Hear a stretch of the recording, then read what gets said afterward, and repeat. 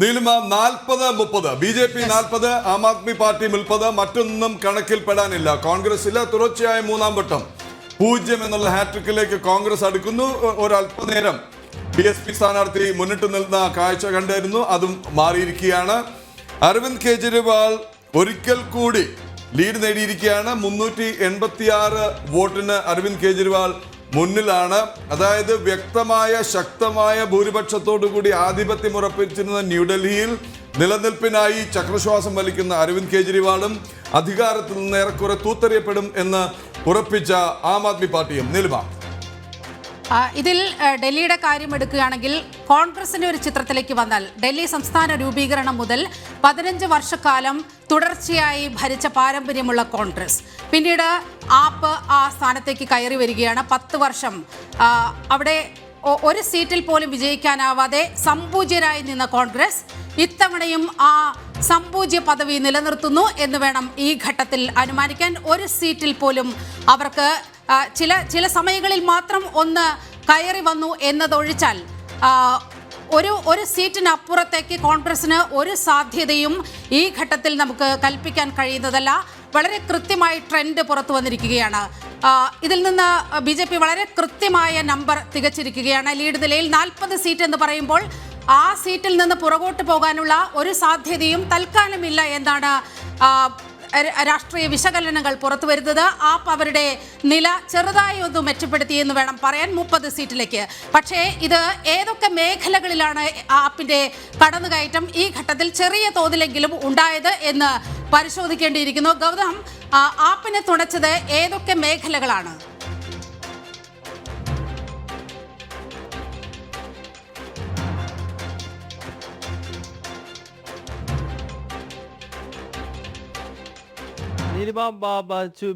കഴിഞ്ഞ തവണത്തേതുമായി താരതമ്യം ചെയ്യുമ്പോൾ ചില മേഖലകളിൽ മാത്രം, അതായത് കൃത്യമായി ഏതെങ്കിലും ഒരു മേഖല, ഏതെങ്കിലും ഒരു റീജിയൻ പൂർണ്ണമായും ആം ആദ്മി പാർട്ടിക്കൊപ്പം നിൽക്കുന്നില്ല. 2015-ലും 20-ലും ഡൽഹിയിലെ മുഴുവൻ മേഖലകളിലും, അതായത് central Delhi, Chandni Chowk, north east Delhi, west Delhi, ഈ മേഖലകൾ മുഴുവൻ ആം ആദ്മി പാർട്ടിക്കൊപ്പമായിരുന്നു. അവരുടെ ശക്തി കേന്ദ്രമായിരുന്നു ആ പ്രദേശങ്ങൾ മുഴുവനെങ്കിൽ ഈ തവണ ആ മേഖലകളിലേക്കെല്ലാം കടന്നു കയറുകയാണ് BJP ചെയ്യുന്നത്. അതായത് കഴിഞ്ഞ 2 നിയമസഭാ തെരഞ്ഞെടുപ്പുകളിൽ BJPയുടെ ഒരു സ്വാധീന കേന്ദ്രം അല്ലെങ്കിൽ ഏതെങ്കിലും ഒരു ബെൽറ്റ് BJPക്ക് ഒപ്പം നിന്നു എന്ന് നമുക്ക് പറയാൻ സാധിക്കുന്നില്ല. ആ നിയമസഭാ തെരഞ്ഞെടുപ്പിന്റെ മാപ്പ് നോക്കുമ്പോൾ തന്നെ ഏതാണ്ട് മുഴുവൻ ആം ആദ്മി പാർട്ടി നേടുന്നൊരു സാഹചര്യമാണ് കഴിഞ്ഞ 2 തെരഞ്ഞെടുപ്പുകളിൽ 15-ലും 20-ലും നമ്മൾ കണ്ടത്. അതിനാൽ ഈ തെരഞ്ഞെടുപ്പിലേക്ക് എത്തുമ്പോൾ ആ മേഖലകളിലെല്ലാം BJPയുടെ കടന്നുകയറ്റമാണ് നമുക്ക് കാണാൻ സാധിക്കുന്നത്.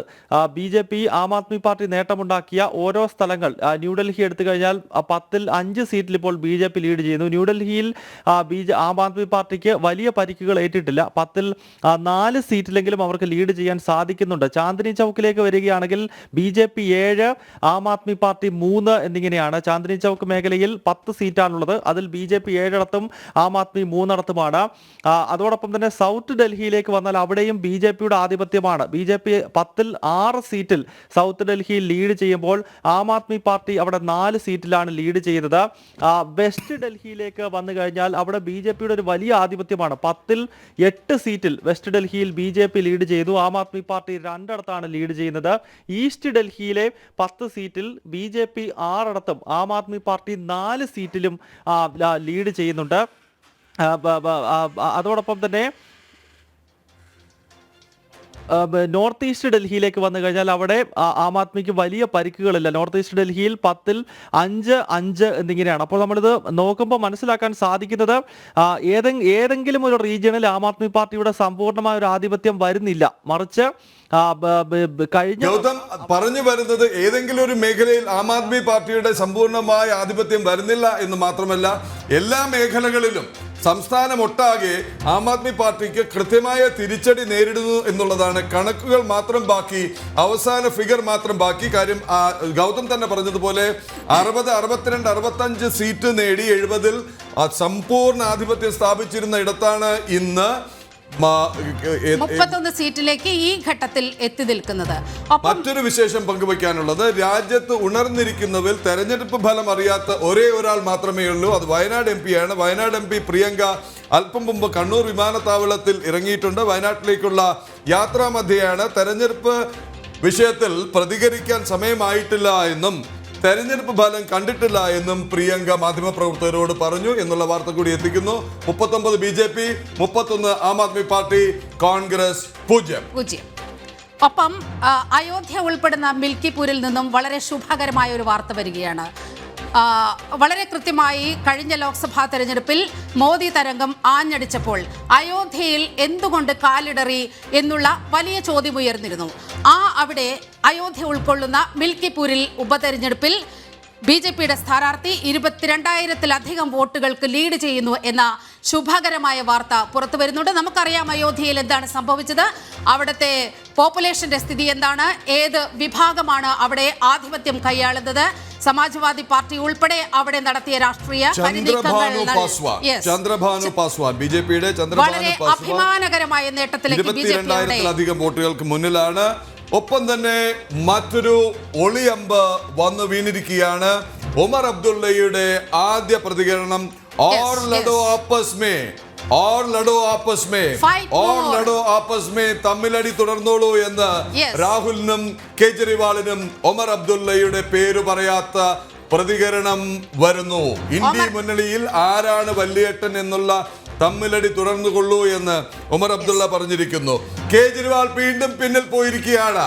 ഡൽഹിയിൽ ന്യൂഡൽഹി മണ്ഡലത്തിൽ ഒരിക്കൽ കൂടി 2-3 വട്ടം 200-300-ലധികം സീറ്റിന് മുന്നിട്ട് നിന്ന് അരവിന്ദ് കേജ്രിവാൾ ഒരിക്കൽ കൂടി പർവേഷ് വർമ്മയ്ക്ക് പിന്നിൽ പോയിരിക്കുന്നു. ന്യൂഡൽഹിയിൽ നിലനിൽപ്പിനായി ആം ആദ്മി പാർട്ടിയും ഭാവിക്കായി ചക്രശ്വാസം വലിച്ചുകൊണ്ട് അതിന്റെ നേതാവ് അരവിന്ദ് കേജ്രിവാളും പോരാടുന്ന അല്ലെങ്കിൽ ചക്രശ്വാസം വലിക്കുന്ന കാഴ്ചയാണ് വരുന്നത്. ഡൽഹിയിൽ ഭരണമുറപ്പിച്ച് BJP 2.5 പതിറ്റാണ്ടിന് ശേഷം ഡൽഹി ഭരിക്കാൻ BJP ഒരുങ്ങുമ്പോൾ അസ്തിത്വം നഷ്ടപ്പെടുന്ന, സ്വത്വം എന്തെന്ന് തേടുന്ന, ഇനി എവിടേക്കെന്നുള്ള ചോദ്യത്തിന് മുന്നിൽ ഈ 30, 31, 32 സീറ്റുമായി തെരഞ്ഞെടുപ്പ് പൂർത്തിയാക്കിയാലും ഭാവിയെക്കുറിച്ച് വലിയ ചോദ്യങ്ങൾ ഉയർത്തി മുൻനിര മുഖങ്ങൾ നിലനിൽപ്പിനായി പോരാടുന്ന കാഴ്ച. മുഖ്യമന്ത്രി അതിഷി വോട്ടെണ്ണൽ തുടങ്ങിയപ്പോൾ മുതൽ ഇതുവരെ പിന്നിൽ. മനീഷ് സിസോദിയ 2-3 വട്ടം മുന്നിലെത്തി വീണ്ടും പിന്നിൽ പോയി. അരവിന്ദ് കേജ്രിവാൾ തുടർച്ചയായി പിന്നിൽ നിന്ന ശേഷം വീണ്ടും ഒരിക്കൽ കൂടി മുന്നിൽ വരികയും 200, 223, 348, 383 എന്നിങ്ങനെ ലീഡ് നേടിയ ശേഷം ഒരിക്കൽ കൂടി അരവിന്ദ് കേജ്രിവാൾ പിന്നിൽ പോയിരിക്കുന്നു. 39, 31 നീലിമ. സൗരഭ് ഭരദ്വാജ് നേരത്തെ ഒരൽപ്പം പിടിച്ചു കയറാനൊക്കെ ശ്രമം നടത്തി, പക്ഷേ വീണ്ടും പുറകിൽ പോയിരിക്കുന്നു. അതുപോലെ ഡൽഹിയുടെ ആപ്പിന്റെ പരിചിത മുഖങ്ങൾ, തലയെടുപ്പുള്ള നേതാക്കൾ എല്ലാവരും പുറകിലേക്ക് പോകുന്ന കാഴ്ചയാണ് നമ്മൾ കാണുന്നത്. വളരെ കൃത്യമായി അഴിമതിക്കെതിരായ ഒരു യുദ്ധം ഡൽഹി ജനത അവിടെ വളരെ കൃത്യമായി ആപ്പിനെ പിന്നോട്ടടിപ്പിക്കാൻ വളരെ കൃത്യമായ നീക്കം വോട്ടർമാരുടെ ഭാഗത്തു നിന്ന് ഉണ്ടായി. എന്നല്ലേ ഇത് സൂചിപ്പിക്കുന്നത്? ഫ്രീ ഇലക്ട്രിസിറ്റി കൊടുത്തു, ഫ്രീ വെള്ളം കൊടുത്തു. അപ്പോൾ സൗജന്യങ്ങളല്ല, ഒരു രാഷ്ട്രീയ പാർട്ടിയുടെ സത്യസന്ധതയാണ് തെരഞ്ഞെടുപ്പിൽ നിർണായകമാകുന്നത് എന്ന വലിയ രാഷ്ട്രീയ സൂചന, ആ രാഷ്ട്രീയ ഫലമാണ് ദില്ലി ജനത നമുക്ക് മുൻപാകെ കാണിച്ചു തരുന്നത്.